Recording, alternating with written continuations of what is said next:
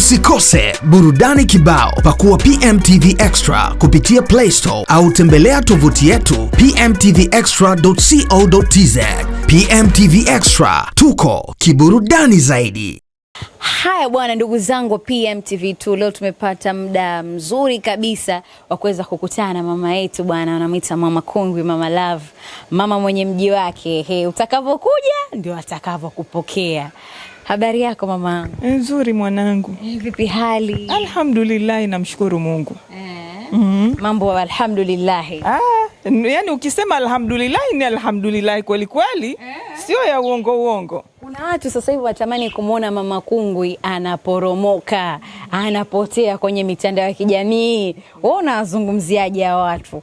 Maana mji kuna muda uliukamata. Bando la kwako mwenyewe, simu ya kwako mwenyewe. Unawazungumziaje? Kwa kweli kila mmoja ana time yake ya kuingia kwenye mitandao na kuwepo. Mimi itafika muda sitakuwepo. Lakini sio kwa sasa. Kwa sasa bado nipo sana. Nitegemea mengi. Mengi. Kuna vitu vingi ambavyo nategemea vitatokea kwa ni miezi kadhaa. Kuna kitu ambacho nimetengeneza kutokana na hali ilivyokuwa. Nimetengeneza kitu kizuri tu, wameniongezea kitu ambacho ufahamu umekuwa mkubwa zaidi. Kwa hiyo kwa tutegemee. Kabisa, wakae mkao wa kula. Sawa mamangu. Unajua ni mama ambaye unashauri. Sema mtu mwenyewe tu atakavyolipokea. Sasa hivi kuna skendo moja. Nikasema kwa sababu wewe mama yetu upo kwenye ndoa na istoshe wewe unatufundaga vizuri. Kama unamfahamu, kuna msanii Kiredio pamoja na Vidora. Kiredio alikuwa na mahusiano na Vidora na wameweza kutoka mbali sana. Mimi mwenyewe ni rafiki yangu Kiredio na nilimuona na Vidora muda mrefu. Lakini inavyosemekana kwamba Kiredio baada ya kumpeleka mtandaoni mchumba wake ambaye ni Vidora, kumempelekea kwamba hadi kuachana, kukutana na wasanii wengine huko, pengine pamemfanya mpaka yeye kuibiwa. Unaamini hiyo inaweza kutokana na hiyo au ni mtu tu mwenyewe inafika stage wameshachokana yani? Kwanza ili la mtu kuibiwa sio rahisi, ni akili ya mtu mwenyewe. Mtu haibiwi. Ukiibiwa maana unajiiba mwenyewe. Kwa kweli hakuna kuibiwa, ni mtu anakuwa tayari ameshaamua, ana maamuzi yake mazuri tu ya kusema huku nimechoka, nataka kuenda kule. Ni maamuzi, kwa sababu yeye huyo anaitwa Vidora. Huyo sio mtoto mdogo wa kusema eti ataibiwa, hatoweza kusema kama mimi usiniibe. Kuna wa kuibiwa kweli siku hizi? Labda kujiiba. Kwa kweli hapana. Hapo inakuwa mwanamke ameshamchoka mwanamme. Ndio maana anakwenda zake huko, anapoamua yeye kwenda, anapaona hapa huko nakokwenda ndiko kwenye maslahi na mimi. Na sasa hivi wanawake wengi wanafuata maslahi. Kumbe kabisa. Mapenzi hakuna. Hakuna mapenzi. Kunaambia pengine labda ni maslahi, maana Kiredio naye ana hela sasa hivi mashallah. Na pengine huko labda kuna freedom pia. Kuna pesa na freedom. Wanawake wengi wanaipenda hiyo sasa hivi. Kuwa hawataki, wao hawataki kuingiliwa katika maisha yao. Wanasema sijui ndio nini wanajiita, wana neno lao wanaliita Miss Independent, wanasema wenyewe. Miss Independent. Okay. Wanajiita hivyo. Kwa hiyo wana ule umiliki wao wa haki yao. Wanataka wafanye vitu vyao wenyewe bila kuhukumiwa. Kwa hiyo mtu ambaye sio mtoto mdogo, ameshapita umri wa miaka 18, hawezi kuibiwa. Hawezi. Haya yamemkuta Kiredio. Wewe kama mshauri, ninavyosemekana kuna wengine wanasema mimi sasa hivi, hususan wanaume, wanasema ukioa tu sasa umeingia kwenye jahannam. Wao wanavyosema. Lakini tumeweza kuona msanii Juma Jux aliweza kumoa dada kutoka Nigeria, Priscilla kama unamfahamu. Lakini ule muonekano wa Juma Jux wa zamani na wa sasa umekuwa tofauti. Watu wanasema tu baada ya ndoa kaka yetu kaharibika, na imekuwa comment nyingi free Juma Jux, free Juma Jux. Wewe unadhani labda inawezekana kweli ndoa ikawa kisababu? Ndoa bwana ina vitu vingi. Ndani ya ndoa kuna vitu vingi. Kuna furaha, kuna karaha. Kuna raha za ndoa na kuna shida za ndoa. Raha za ndoa anazijua aliye ndani ya ndoa, na shida za ndoa pia anazijua yule ambaye yuko ndani ya ndoa. Kwa hiyo inawezekana lipo tatizo, lakini sisi hatujui. Na pia inawezekana hakuna tatizo, ni maamuzi tu ya yule mtu wa kuwa anasema mimi nimeamua niwe hivi. Lakini mwili wake umeuona Juma Jux.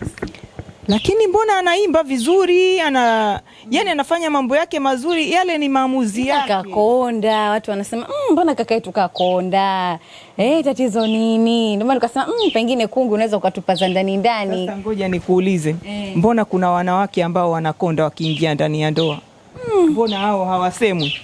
Kama yupi? Wapo wengi tu wakiingia ndani ya ndoa unakuta mtu kasawijika, hana raha, hana amani. Na unaona kabisa huyu anapitia madhila fulani. Lakini mbona hayasemwi? Hata majumbani huku sisi wa kawaida. Sisi hapo mengi tu.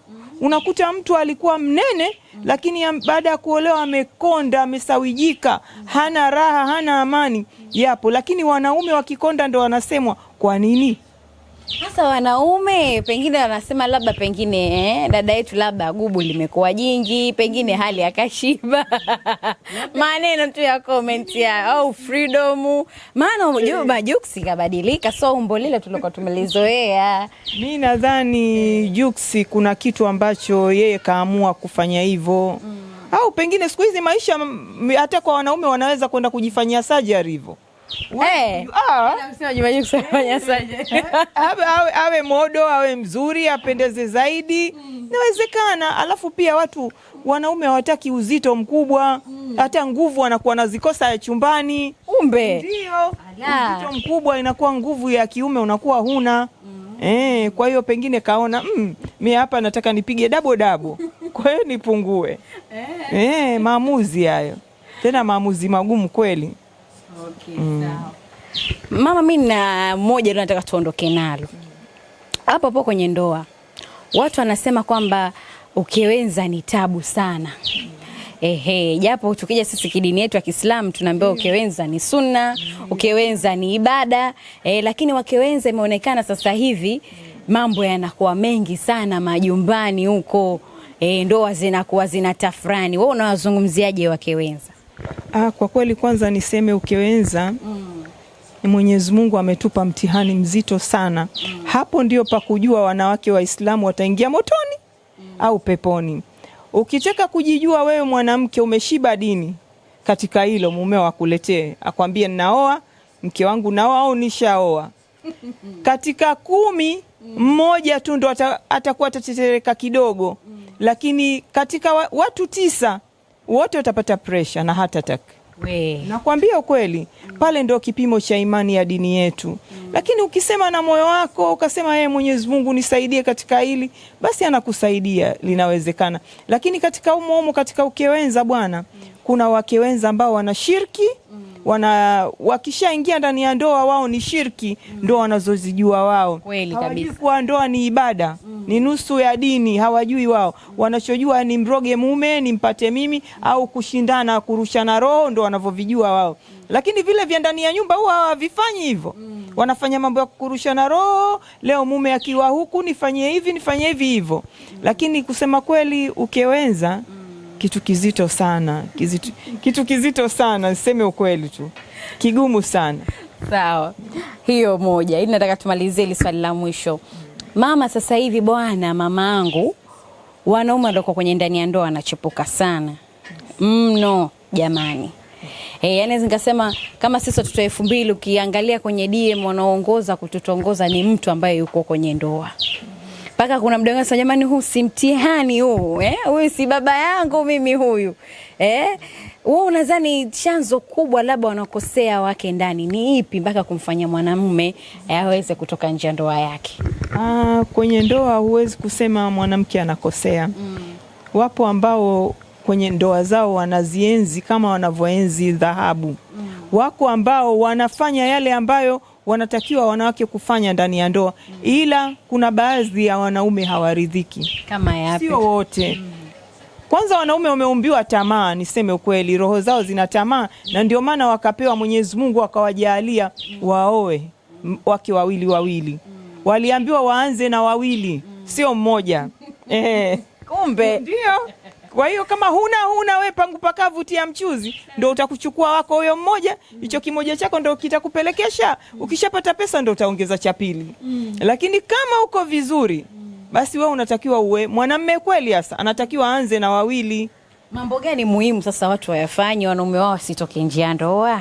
Kwa kweli sitaki kuwadanganyeni, hakuna hata kimoja ambacho mtachokifanya wanaume wasitoke ndani ya ndoa. Kama mwanamume wanatoka wenye dini zao, sikwambii hao wa kawaida Kupakavu. Hamna hicho kitu. Wenye dini zao wanatoka mwanangu. We usinitanie. Mwanamume kabisa Rijali. Hawezi. Inanyonia. Hawezi kabisa. Unajua Mwenyezi Mungu kaumba roho za wanaume kama tishu. Ukitia maji imekwenda zake. Wao ndio walivyo, roho zao nyepesi sana kwa wanawake. Hasa macho yao kila saa yanapepesa kwa wanawake. Jamani. Yaani matamanio wao kwao yamezidi. Sisi wanawake tunaweza kusema na roho zetu. Unajua mwanamke ukisema na roho yako, mimi sitaki kufanya kitu hichi, basi ufanye. Na yani we mwanamke hawezi mtu kukuremote, unajua. Wewe mwenyewe ndio unajiremote. Kwa hiyo unaweza kusema mimi kitu hichi sitaki kukifanya na usifanye. Lakini mwanamume mawe. Mbona mawe? Haya jamani, tulikuwa na mamangu kipenzi hapa, tumepiga story 2-3. Wanamuita Mama Kungwi, Mama Love, bidhaa zipo kama zote za kutosha. Ni wewe tu binti mzuri, au sio mama yetu? Kabisa. Kwanza kwa wanaume na Kidume Plus. Kidume Plus, Kidume Plus ya kuongeza. Sasa hivi wanaume wengi hawana hamu ya tendo la ndoa. Wanakwenda wanajifanya tu. Wanakwenda huko wanatoa mapovu matupu, niseme ukweli. Subhanallah. Mapovu yani wanayarusha huko, sio ya kawaida.